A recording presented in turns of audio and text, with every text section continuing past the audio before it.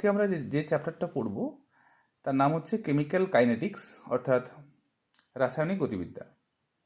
তাহলে এই chemical kinetics বা রাসায়নিক গতিবিদ্যা এই নামটা শুনে নিশ্চয়ই বোঝা যাচ্ছে কি যে এই চ্যাপ্টার থেকে আমরা কোনো একটা বিক্রিয়ার গতিবেগ সংক্রান্ত বিভিন্ন তথ্যাবলী সম্পর্কে ধারণা লাভ করব। বিক্রিয়ার গতিবেগ কিভাবে বাড়ে বা কোন শর্তে একটা বিক্রিয়ার গতিবেগ কমে যায়, বা একটা বিক্রিয়া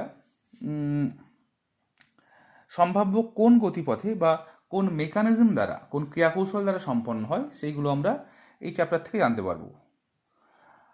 যাই হোক, আমরা চলে আসি একটা বিক্রিয়ার হার বা একটা বিক্রিয়ার গতিবেগের উপর নির্ভর করে বিভিন্ন রাসায়নিক বিক্রিয়াগুলিকে তিন ভাগে ভাগ করা হয়। দেখো, তিনটে ভাগ এখানে লেখা আছে।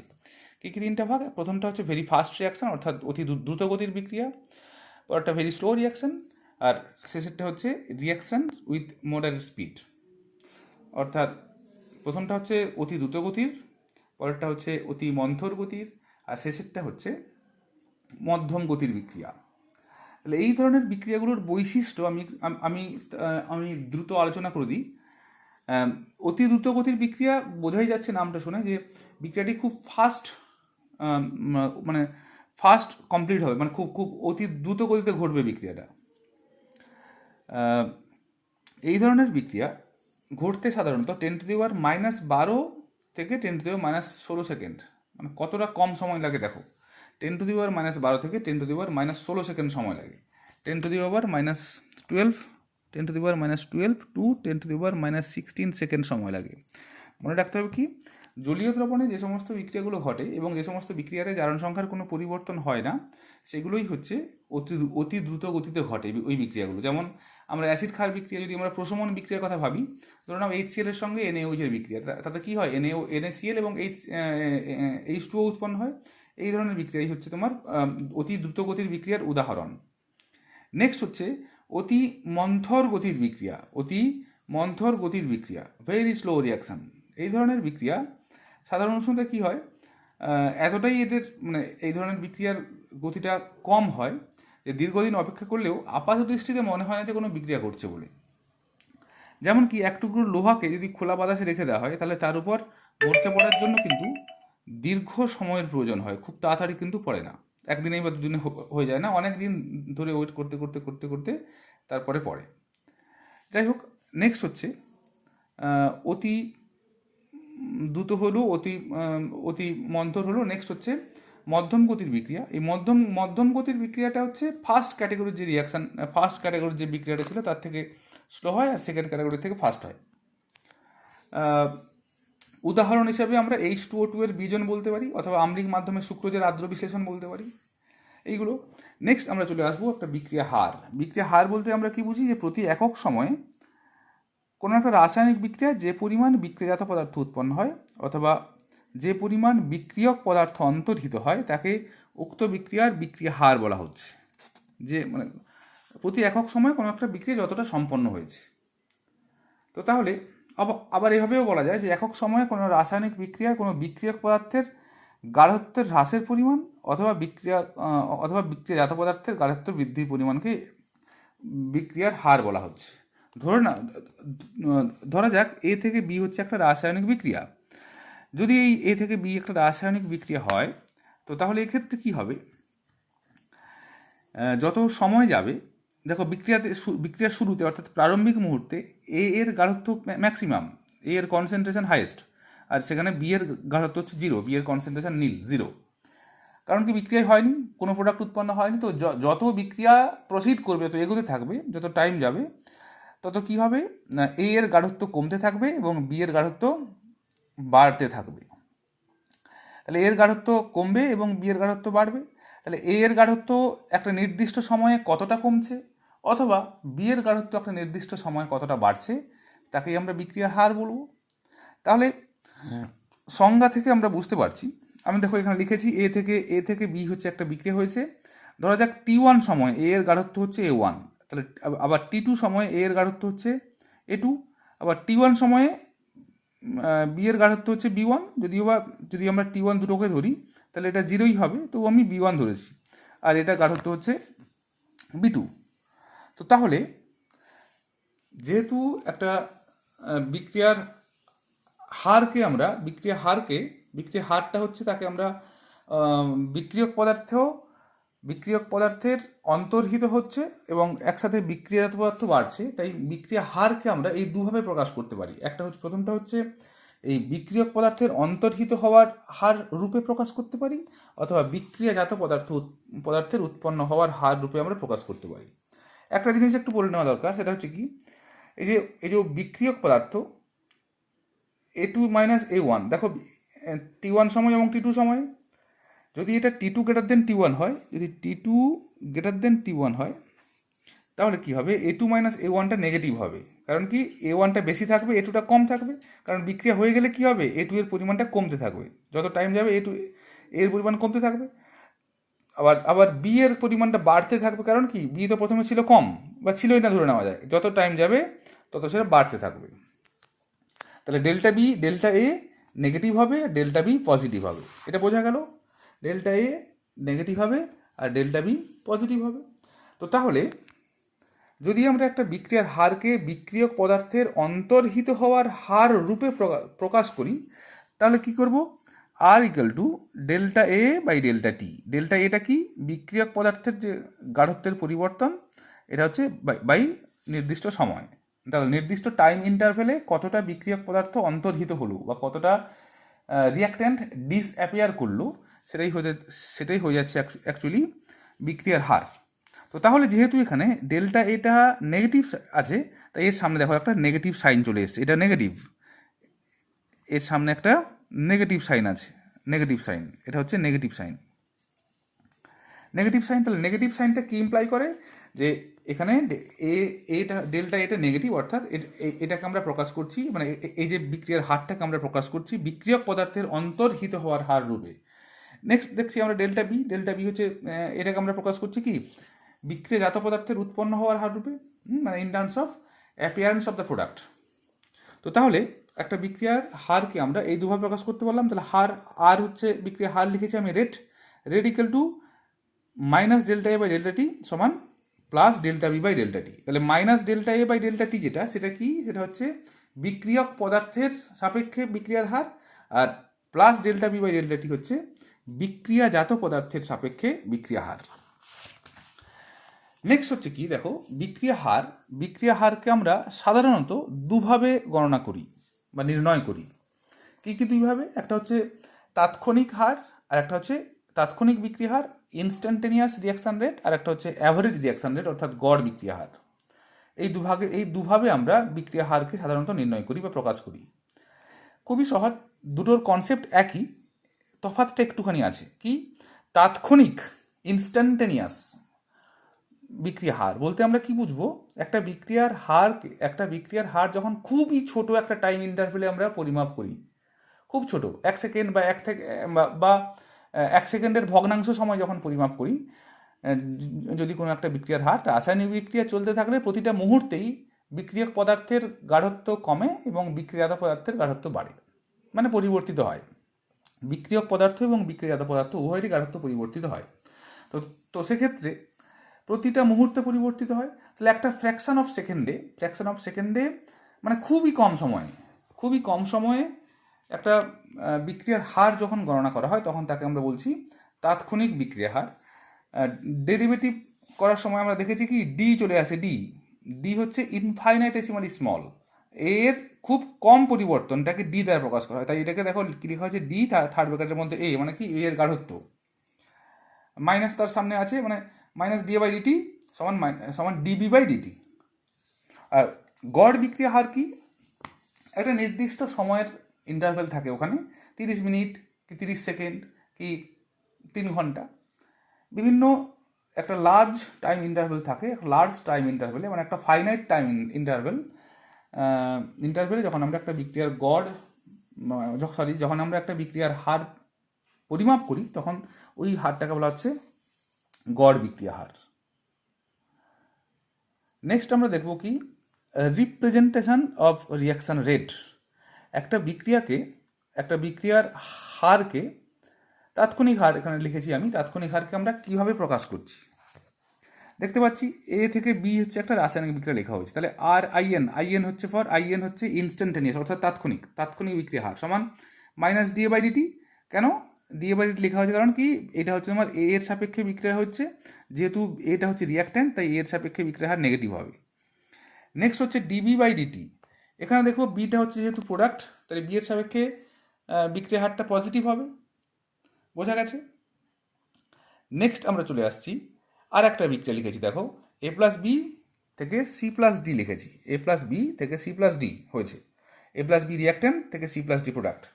তাহলে এই বিক্রিয়ার যদি আমরা আর আইএন ক্যালকুলেশন করি, আর আইএন অর্থাৎ ইনস্ট্যান্টেনিয়াস রেট যদি আমরা ক্যালকুলেশন করি, কী হবে তাহলে? R equal to minus D A by D T সমান মাইনাস ডিবি বাই ডিটি। এই দুটো মাইনাস হবে কারণ কি এই দুটো হচ্ছে রিয়াক্ট্যান্ট, লেখা আছে রিয়াক্ট্যান্ট অর্থাৎ বিক্রিয়ক পদার্থ। দেখো সমান dc by dt equal to dd by dt. অর্থাৎ কি দেখতে পাচ্ছি, রিয়াক্ট্যান্ট যেগুলো সেগুলো মাইনাস আর প্রোডাক্টগুলো প্লাস। কেন হয়েছে সেটা অনেকবার বলেছি। নেক্সট হচ্ছে খুব খুব ইম্পর্ট্যান্ট একটা জিনিস, দেখো এর সামনে যদি কোএফিসিয়েন্ট থাকে, কোএফিসিয়েন্ট অর্থাৎ number of moles, A small A capital A, small B capital B, small C capital C, small D capital D, তাহলে সেক্ষেত্রে বিক্রিয়ার হার দেখো যেগুলো কোএফিসিয়েন্ট আছে, যেগুলো স্টয়সিওমেট্রিক কোএফিসিয়েন্ট, এখানে এ, এখানে বি, এখানে সি এর ডি, এগুলোকে কী বলা হচ্ছে? স্টয়সিওমেট্রিক কোএফিসিয়েন্ট অর্থাৎ সহগ। এই কোএফিসিয়েন্টগুলো থাকলে যা থাকবে এখানে এগুলো ওয়ান বাই হয়ে যাবে। দেখো এখানে মাইনাস ডিএ বাই ডিটি তো এটা হবে নর্মাল, কিন্তু যেহেতু এ আছে মাইনাস ওয়ান বাই এ হয়ে গেছে নর্মাল। একইভাবে এখানে মাইনাস ওয়ান বাই বি হবে, one by C, one by D, অর্থাৎ যে সহগ থাকবে সেই সহগগুলো ওয়ান বাই হয়ে যাবে। নেক্সট আমরা দেখব কি একটা বিক্রিয়ার যে বিক্রিয়ার যে হার, সেই হারের আমরা এককটা কি হবে? বিক্রিয়া হারের একক unit of rate of the reaction, বিক্রিয়া হারের একক। বিক্রিয়া হারের একক ওই একইভাবে একটা বিক্রিয়া লেখা হয়েছে এ থেকে বি। এই বিক্রিয়ার হার আর ইকুয়াল টু, আমি ধরে নিচ্ছি এটা বিক্রিয়াজাত পদার্থের উৎপন্ন হওয়ার হার হিসেবে আমরা করেছি delta B by delta T. তাহলে ডেল্টা বিটা কি? থার্ড ব্র্যাকেটের মধ্যে বি মানে হচ্ছে গাঢ়ত্ব, ডিভাইড বাই ডেল্টা টি হচ্ছে সময়। তাহলে গাঢ়ত্বের একক ডিভাইডেড বাই সময়ের একক। গাঢ়ত্বের একক আমরা জানি মোল পার লিটার, আর সময়ের একক হচ্ছে মিনিট, সেকেন্ড অথবা আওয়ার। তাহলে mole litre inverse second inverse হতে পারে যদি আমরা সেকেন্ড লিখি, অথবা mole litre inverse minute inverse হতে পারে, অর্থাৎ mole litre inverse time inverse. টাইমটাকে আমরা যে ইউনিটে যেভাবে দেবো সেইভাবে আমরা করতে পারি। এখানে একটা নিউমেরিক্যাল প্রবলেম আমরা এখানে সলভ করেছি, একটা নিউমেরিক্যাল প্রবলেম খুব ইম্পর্ট্যান্ট। এই নিউমেরিক্যাল প্রবলেমটাকে একটু ভালো করে বুঝতে হবে। এরকম অনেক প্রবলেম, এই ধরনের অনেক প্রবলেম বইতেও পাওয়া যাবে অথবা অনেক জায়গাতে পাওয়া যাবে, এগুলো পরীক্ষাতে খুব ইম্পর্ট্যান্ট আছে।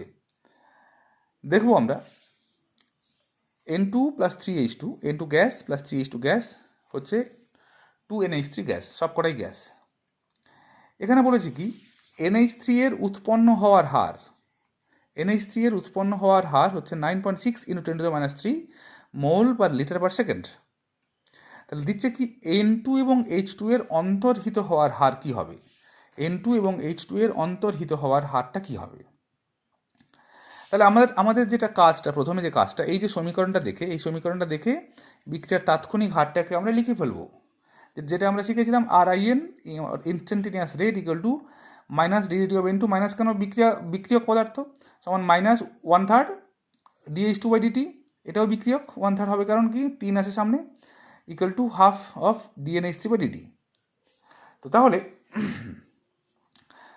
একটা জিনিস একটু বলে দিই আমি, এই যে এখানে বলা আছে দেখো মাইনাস 1/3 DH2 বাই ডিটি, এই পুরোটাকে নিয়ে, এই 1/3টাকে নিয়ে সম্পূর্ণ যে যে যে যে রাশিটা দাঁড়াচ্ছে, এটা যে ফিগারটা, এটাকে বলা হচ্ছে বিক্রিয়া হার।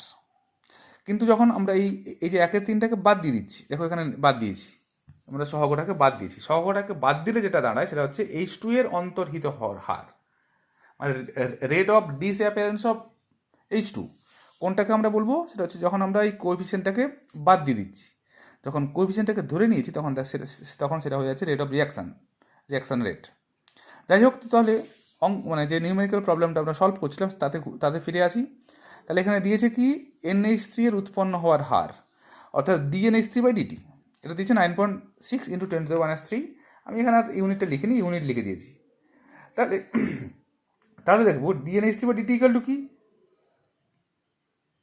তাহলে আর ইকাল টু কি হাফ অফ ডিএনএসটি বা ডিটি, তাহলে আর ইকাল টু কি হবে হাফ অফ দিস, এটার ভ্যালু দিয়েছে 9.6 ইন্টু 10⁻³ তাহলে আমরা পেয়ে গেলাম আর ইকাল টু 4.8 ইন্টু 10⁻³ ইউনিট লিখেছি, মোল পার লিটার পার সেকেন্ড হবে। তো তো তাহলে এইটা বেরিয়ে গেলে বাকি আমাদের ক্যালকুলেশন করা সহজ হয়ে যাবে। তাহলে আমাদের চাই কি -dN2/dt, হ্যাঁ, মানে N2 এর অন্তর্হিত হওয়ার হার, N2 এর অন্তর্হিত হওয়ার হার হচ্ছে এটাই, যেটাই বিক্রিয়ার হার সেটাই। আর কি বলছে H2 এর অন্তর্হিত হওয়ার হার, H2 এর অন্তর্হিত হওয়ার হার। দেখো আমরা বিক্রিয়ার গতি কি করেছি, আর সমান -1/3 dH2/dt, তাহলে dH2/dt হলে কী হবে 3R হয়ে যাবে, -dH2/dt হলে 3R হয়ে যাবে, তাহলে 3 দিয়ে মাল্টিপ্লাই করলে এখানে পাওয়া যাবে 1.44 ইন্টু 10⁻² মোল পার লিটার পার সেকেন্ড। বোঝা গেছে? এটা খুব সহজ একটা কনসেপ্ট। নেক্সট আমরা চলে আসি কোন একটা রাসায়নিক বিক্রিয়ার হার নিয়ন্ত্রণকারী বিষয়সমূহ, কোন কোন বিষয়, কোন কোন ফ্যাক্টর, মানে factors affecting the rate of reactions. অনেকগুলো বিষয় আছে। প্রথমে যে বিষয়টা আছে, আমি সেটা খাতায় লিখিনি, প্রথমে যে বিষয়টা আছে সেটা জানতে হবে, সেটা হচ্ছে কি বিক্রিয়কের গাঢ়ত্ব আছে, বিক্রিয়ক এবং বিক্রিয়াজাত পদার্থের প্রকৃতি আছে, উষ্ণতা আছে, কঠিন বিক্রিয়কের পৃষ্ঠতলের ক্ষেত্রফল আছে, আর অনুঘটকের উপস্থিতি আছে। আমরা এই সমস্ত বিষয়গুলো আস্তে আস্তে পরে পড়ব। এটা বইতে আছে, একটু পড়ে নিতে হবে, আমরা সব একে একে করে পড়ব। আমরা যেটা এখানে লিখেছি সেটা হচ্ছে কি বিক্রিয়ার গতিসূত্র বা হার সমীকরণ। এখানে লিখেছি। তার আগে আমরা শিখেছি ভরক্রিয়া সূত্র, ল অফ মাস অ্যাকশন, এবং ভরক্রিয়া সূত্র এবং বিক্রিয়া হার, সেটা 11-এ ছিল। ভরক্রিয়া সূত্র, ল অফ মাস অ্যাকশন কি বলছে ভরক্রিয়া সূত্রতে, কোনো একটা নির্দিষ্ট মুহূর্তে একটা রাসায়নিক বিক্রিয়ার হার ওই মুহূর্তে বিক্রিয়াতে উপস্থিত বিক্রিয়ক পদার্থের সক্রিয় ভরের সাথে সমানুপাতিক। তাহলে A প্লাস বি থেকে সি প্লাস ডি, এটা হচ্ছে একটা জেনারেল কেমিক্যাল রিয়াকশান আমি লিখেছি, A প্লাস বি থেকে সি প্লাস ডি। এ এবং বি এর সক্রিয় ভরটাকে তাদের গাঢ়ত্ব হিসেবে প্রকাশ করা হয়। থার্ড ব্র্যাকেটের মধ্যে যেটা লেখা আছে দেখো, তাদের সক্রিয় ভর, তাকে তাদের গাঢ়ত্ব রূপে প্রকাশ করা হয়েছে। তো তাহলে according to the law of mass action, ভরক্রিয়া সূত্র অনুসারে R varies as concentration of A into concentration of B, A এবং বি এর গাঢ়ত্বের সাথে সমানুপাতিক। এবার এই কনস্ট্যান্ট মানে প্রপোর্শনাল সাইনটা যখন উঠে যাবে, সমানুপাতিক চিহ্নটা, তখন এখানে একটা ধ্রুবক চলে আসে, কনস্ট্যান্ট অফ প্রপোর্শন, সমানুপাতিক ধ্রুবকটা, এই ধ্রুবকটাকে বলা হচ্ছে বিক্রিয়ার হার ধ্রুবক, রেট কনস্ট্যান্ট লেখা আছে, দেখো রেট কনস্ট্যান্ট। তাহলে এখানে দেখো এই যে এ প্লাস বিবি থেকে সিসি প্লাস ডিডি হয়েছে, তাহলে আর ভ্যারিজেস এ এর পাওয়ার এই চলে যাবে, যেটা এখানে কোএফিসিয়েন্ট আছে সেটা এখানে পাওয়ার হয়ে যাবে। এগেন এটাকে আমরা বলছি রেট কনস্ট্যান্ট। তাহলে ভরক্রিয়ার সূত্র অনুসারে যদি একটা বিক্রিয়া এরকম হয় 2a প্লাস বি থেকে সি হয়, তাহলে এক্ষেত্রে আর সমান কী দাঁড়াবে, কে ইন্টু এ, তার মাথায় তার পাওয়ারে দাঁড়াবে 2, কারণ এখানে 2 আছে, আর বি এর মাথায় কিছু নেই, ওটাই দাঁড়াবে। হ্যাঁ, এটা হচ্ছে ভরক্রিয়ার সূত্র অনুসারে। এটা কিন্তু আমাদের রেট ল লিখিনি, একটা বিক্রিয়ার হারের সঙ্গে বিক্রিয়কের যে গাঢ়ত্ব, সেই গাঢ়ত্বগুলোর সম্পর্ক আমরা লিখেছি ভরক্রিয়ার সূত্র অনুসারে। অ্যাকচুয়ালি এই যে রেট ল বা রেট ইকুয়েশন যেটা আমরা বলছি, রেট ল বা রেট ইকুয়েশন, এই রেট ল বা রেট ইকুয়েশন, এই রেট ল জিনিসটা হচ্ছে স্ট্রিক্টলি এক্সপেরিমেন্টালি ডিটারমিন্ড একটা ফ্যাক্ট। আমরা আমরা বিক্রিয়ার গতিসূত্র বা বিক্রিয়ার হার সমীকরণের জন্য আমরা কিছু পরীক্ষা করে আমরা দেখো আমরা প্রথম একটা পরীক্ষা করা হয়েছে, একটা বিক্রিয়াটা একটা রাসায়নিক বিক্রিয়া কি 2a প্লাস বি থেকে সি হয়েছে, এটা হচ্ছে একটা রাসায়নিক বিক্রিয়া। এই রাসায়নিক বিক্রিয়াতে কি দেখা যাচ্ছে যে 3টে টাইমে পরীক্ষা করা হয়েছে, দেখো বইতে আছে এখানে এই জায়গাটায়, পরীক্ষার ক্রমিক সংখ্যা 1, 2, 3, এ এর প্রারম্ভিক গাঢ়ত্ব, বি এর প্রারম্ভিক গাঢ়ত্ব এবং প্রারম্ভিক বিক্রিয়া হার। এখানে আমি আর লিখিনি সেগুলো। তাহলে এ এর প্রারম্ভিক গাঢ়ত্ব অবশ্যই তার ইউনিট আছে, ইউনিটগুলো দিয়ে নিয়ে আমি অমিট করে গেছি। এক্স, বি এর ওয়াই, বিক্রিয়ার হার হচ্ছে আর। দেখো এবারে এ এর গাঢ়ত্ব এক্স ছিল, তাকে 2x তাকে 2x করা অর্থাৎ দ্বিগুণ করা হয়েছে। বি এর গাঢ়ত্ব সেম আছে, সেম অ্যাজ বিফোর, তো তাহলে বিক্রিয়ার হার হয়ে গেছে 4 গুণ। আবার পরেরটাতে দেখো, প্রথমটার সঙ্গে যদি কম্পেয়ার করা হয়, পরেরটাতে আবার একই রাখা হয়েছে। এক্স এ এর গাঢ়ত্ব, বি এর গাঢ়ত্বকে প্রথমটার সাপেক্ষে দ্বিগুণ করা হয়েছে, বিক্রিয়ার হার দ্বিগুণ হয়েছে। তো যেহেতু এখানে আমরা কি এখান থেকে বলতে পারি যে বি এর গাঢ়ত্বটাকে একই রেখে যেহেতু এর গাঢ়ত্বকে দ্বিগুণ করলে বিক্রিয়ার হার 4 গুণ হয়, তাহলে এ এর গাঢ়ত্বের সাথে বিক্রিয়া হার দ্বিঘাতে সম্পন্ন হয়, দ্বিঘাত অর্থাৎ স্কোয়ার। তাহলে আমরা বলতে পারি রেট বিক্রিয়ার হার ভ্যারিজাস এ স্কোয়ার, বলতেই পারি আমরা। আবার এটাও বলতে পারি, দেখো রেট বিক্রিয়ার হার ভ্যারিজাস বি।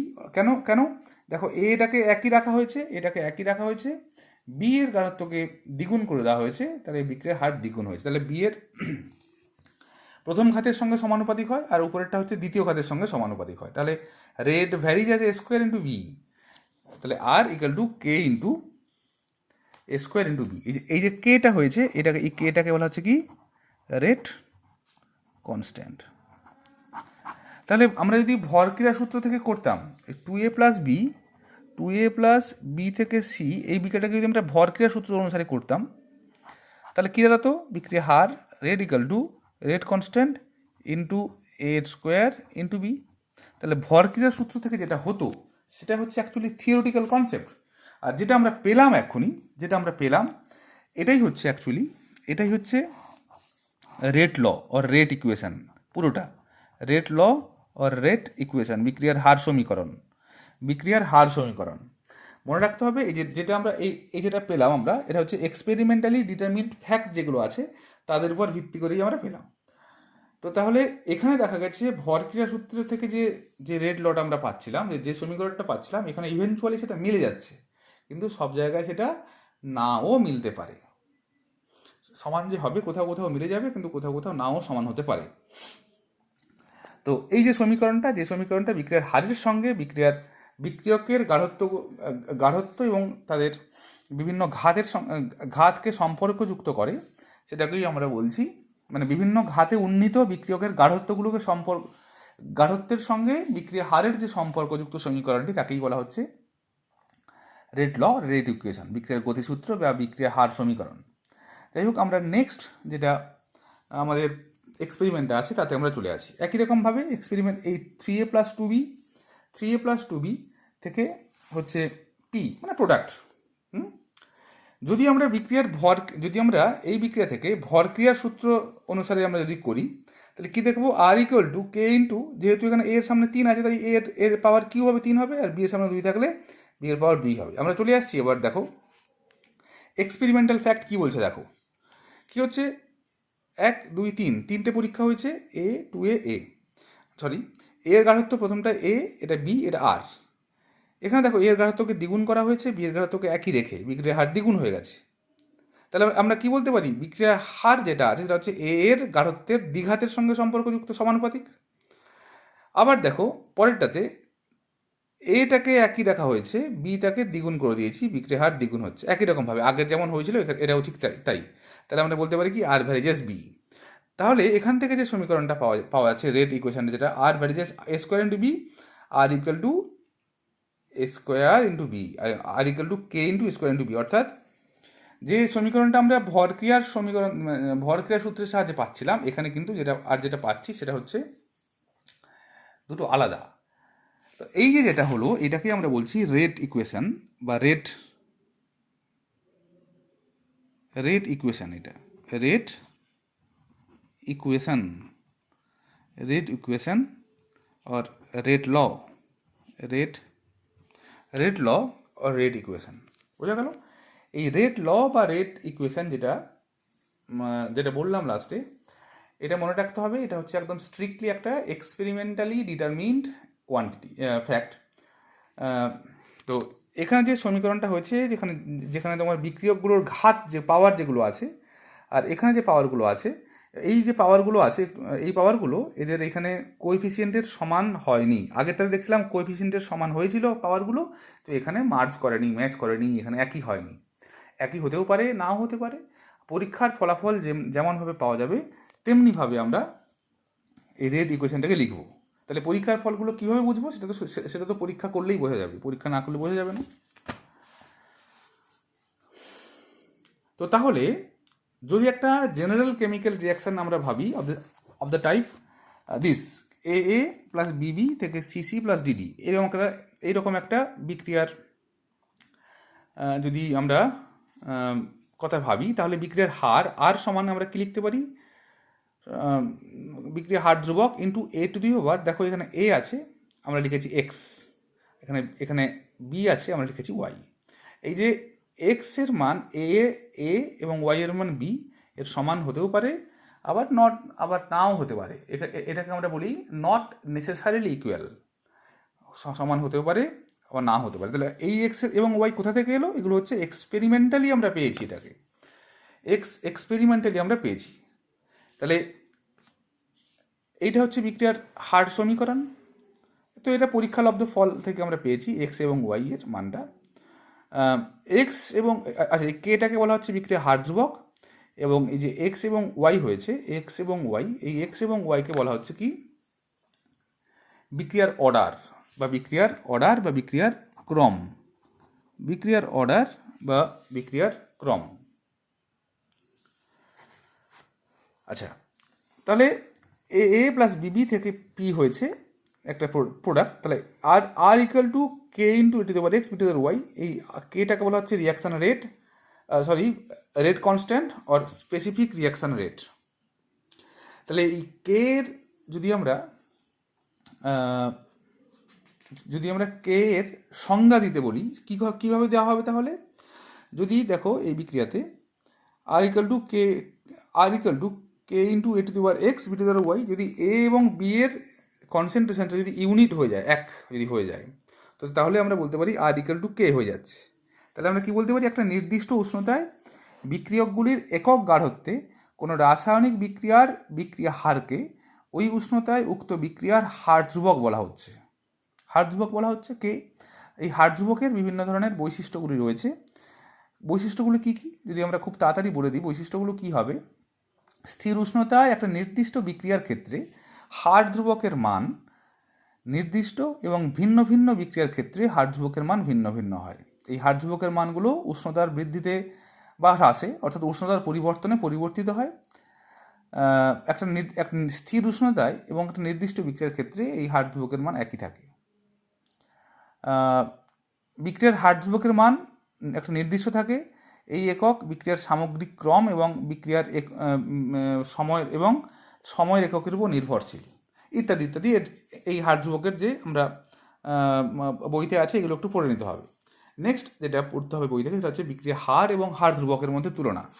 বিক্রিয়ার হার মানে rate, reaction rate, REACTIO, reaction rate versus কি রেট কনস্ট্যান্ট,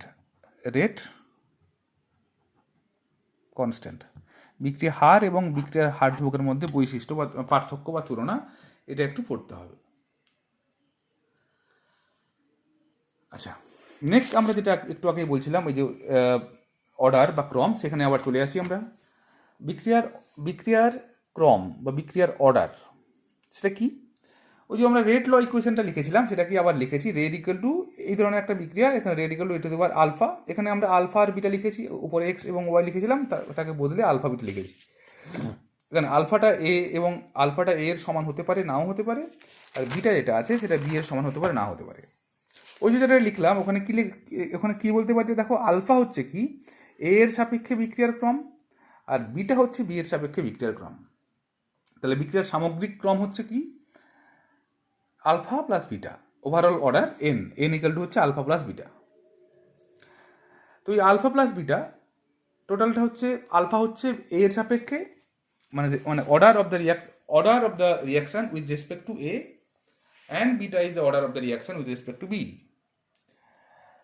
তো এই যে বিক্রিয়া হার যদি দুটোর মিলে যদি এক হয়, যদি সামগ্রিক বিক্রিয়া হার এক হয়, তখন তাকে আমরা বলছি প্রথম ক্রমের বিক্রিয়া বা ফার্স্ট অর্ডার রিয়াকশান। বিক্রিয়া হার যদি 2 হয়, সেকেন্ড অর্ডার রিয়াকশান। 3 হলে থার্ড অর্ডার রিয়াকশান। 4 হলে ফোর্থ অর্ডার রিয়াকশান। 0 হলে জিরোথ অর্ডার রিয়াকশান। এই বিক্রিয়ার এই যে অর্ডার বা ক্রম, এটা 0 হলে হতে পারে, আবার ফ্র্যাকশানও হতে পারে। 0 হতে পারে, আবার ফ্র্যাকশানও হতে পারে। আবার অনেক ক্ষেত্রে দেখা যায় মাইনাসও হতে পারে, নেগেটিভ হতে পারে। একটা বিক্রিয়া হার নেগেটিভও হতে পারে, তাহলে নেগেটিভ হতে পারে, 0 হতে পারে, ফ্র্যাকশন হতে পারে, এবং অবশ্যই সংখ্যা ইন্টিজার তো হতেই পারে।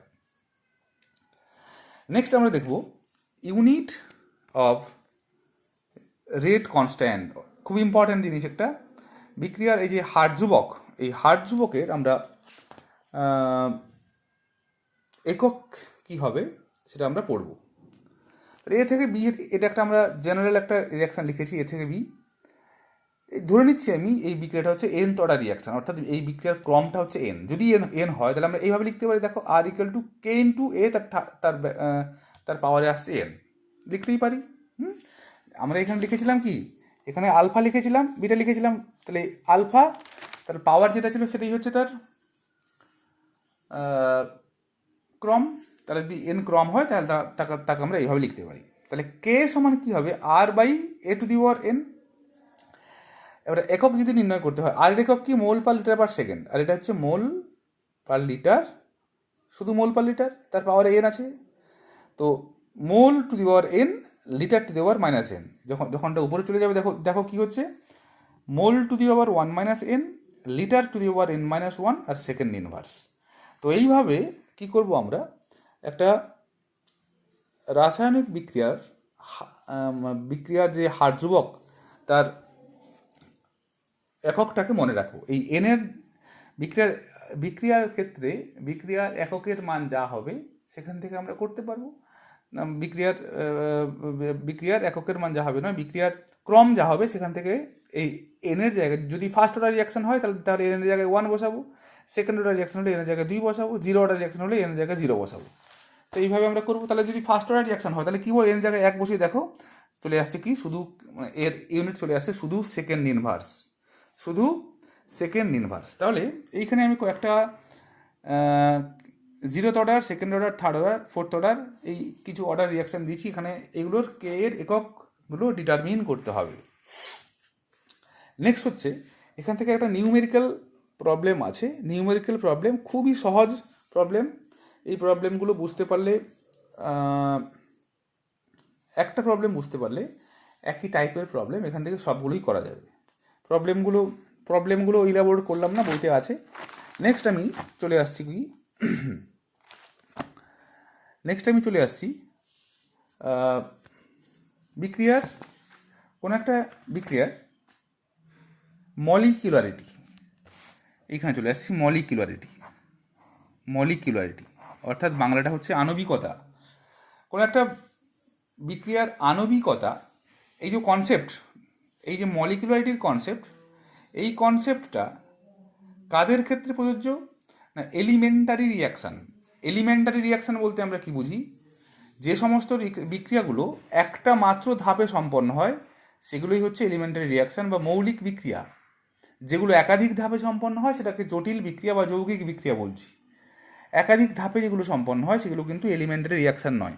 দেখো, জটিল বিক্রিয়ার এক্সাম্পল দিয়েছি আমি একটা এখানে।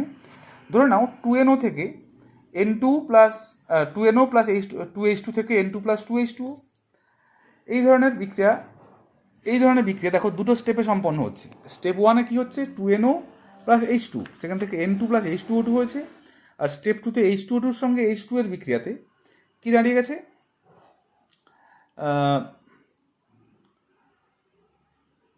H2O2-র সাথে H2 এর বিক্রিয়াতে 2H2 উৎপন্ন হয়েছে। তাহলে NO আর H2 আছে, NO H2 আছে। দেখো H2 এখানে H2 এখানে আছে কেটে যাবে, প্লাস 2H2 ডান দিকে হয়ে গেছে। তো মলিকিউলারিটি যে কথাটা, সেটা হচ্ছে শুধুমাত্র মৌলিক বিক্রিয়ার ক্ষেত্রে প্রযোজ্য। যে সমস্ত বিক্রিয়াগুলো একটা ধাপে সম্পন্ন হচ্ছে, তাদের ক্ষেত্রে এই মৌলিক বিক্রিয়া যে কনসেপ্টটা হচ্ছে প্রযোজ্য। তো যেমন দেখা এই যে বিক্রিয়াগুলো লেখা হয়েছে এগুলো সব এলিমেন্টারি বিক্রিয়া, একটা ধাপেই সম্পন্ন হয় এগুলো সব। তাহলে এই আণবিকতা বলতে আমরা কি বুঝি? কোনো একটা রাসায়নিক বিক্রিয়া, মানে কোনো একটা এলিমেন্টারি রিয়াকশান, সে বিক্রিয়া মানে কোনো একটা এলিমেন্টারি রিয়াকশান বা মৌলিক বিক্রিয়া সম্পন্ন হতে ন্যূনতম যতগুলো অণু প্রয়োজন। দেখো যেমন এখানে একটা অণু প্রয়োজন, তাই আণবিকতা 1। এখানে কটা অণু প্রয়োজন? 1+3, টোটাল 4টা অণু প্রয়োজন। তাহলে ন্যূনতম যতগুলো অণু, ন্যূনতম সবচেয়ে কম। এখানে যদি 10টা N2 হয়, 30টা H2 হয়, তাহলেও বিক্রিয়া হবে, কিন্তু ন্যূনতম কটা? একটা এটা থাকতেই হবে, আর 3টে থাকতেই হবে। তিনের কম থাকলেও হবে না। তো তাহলে এইভাবে যতগুলো ন্যূনতম অণু প্রয়োজন সেটাই হচ্ছে আমাদের মলিকিউলারিটি। খুব ইম্পর্ট্যান্ট একটা জিনিস দেখো এখানে লেখা হয়েছে যে মলিকিউলারিটি ভার্সাস অর্ডার, অর্থাৎ বিক্রিয়ার আণবিকতা এবং বিক্রিয়ার ক্রম, এই দুটোর পার্থক্য খুব ইম্পর্ট্যান্ট একটা জিনিস। আণবিকতা আর ক্রমের মধ্যে পার্থক্য আছে। আণবিকতার ক্রমে যদি পার্থক্য দেয় তাহলে প্রথমে তাদের সংজ্ঞা লিখতে হবে। দুটো সংজ্ঞা নিশ্চয়ই আলাদা।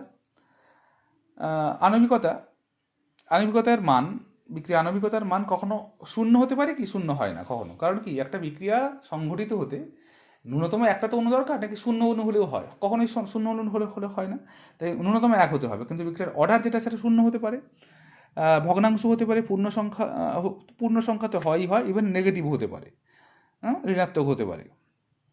কিন্তু আণবিকতা যেটা সেটা কখনো হয় না, এই ধরনের হয় না।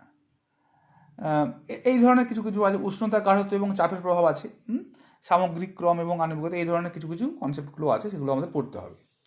তো আরেকটা যেটা জিনিস সেটা হচ্ছে কি, এই যে আমরা 0th order, 1st order, 2nd order আর ফ্র্যাকশন অর্ডারের কিছু বিক্রিয়া, তাদের এক্সাম্পল, সেগুলো আমরা পরের দিন আবার পড়বো। এগুলোকে পড়ে নিতে হবে। তাহলে এই পর্যন্ত যেটা আমরা পড়লাম সেটা হচ্ছে কেমিক্যাল কাইনেটিক্সের যে বেসিক পার্টটা। এর পরের ক্লাসে আমরা বিভিন্ন অর্ডারের রিয়াকশানগুলোর আমরা ইন্টিগ্রেটেড রেট ল বার করব। 1st অর্ডার রিয়াকশানের ক্ষেত্রে কী হচ্ছে, 0th অর্ডার রিয়াকশানের ক্ষেত্রে কী হচ্ছে, এবং তাদের হাফ লাইফ পিরিয়ড সম্পর্কে আমরা আলোচনা করব। এবং একটা বিক্রিয়ার যে রেট কনস্ট্যান্ট সেটা কীভাবে টেম্পারেচার ডিপেন্ডেন্ট হয়, বা টেম্পারেচারের উপরে কখন কীভাবে নির্ভরশীল হয়, বা কখন অনুঘটকের উপর কীভাবে নির্ভরশীল হয়, সেগুলো আমরা সব ডিটেলসে পড়ব। আজকের ক্লাস এই পর্যন্ত।